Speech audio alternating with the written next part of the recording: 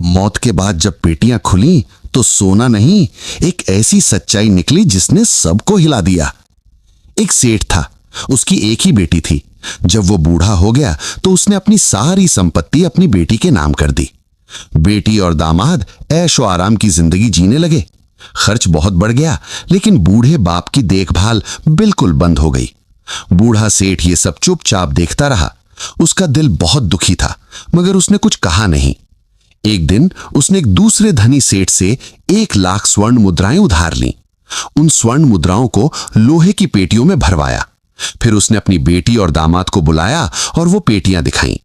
उसने कहा, मेरे पास स्वर्ण मुद्राओं की 10 पेटियां हैं। यही मेरा सारा धन है। मेरी मृत्यु के बाद इनमें से एक पेटी दान में दे देना और बाकी तुम रख लेना। लेकिन जब तक मैं जिंदा हूं, ये पेटियां मेरे पास ही रहेंगी। ये सुनते ही बेटी और दामाद का व्यवहार एकदम बदल गया। वे बूढ़े सेठ की खूब सेवा करने लगे, उसकी हर सुख सुविधा का पूरा ध्यान रखने लगे। धन के लालच में बूढ़े सेठ के बाकी दिन बड़े आराम और सम्मान से बीते। जब बूढ़े सेठ की मृत्यु हुई तो बेटी और दामाद ने खुशी खुशी पेटियां खोली, लेकिन अंदर स्वर्ण मुद्राओं की जगह पत्थर भरे हुए थे। असली रकम तो बूढ़ा सेठ अपने जीते जी ही वापस कर चुका था।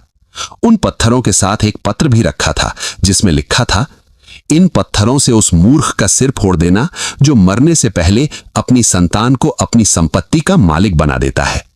सीख, जब तक सांस है अपना अधिकार अपने हाथ में रखो।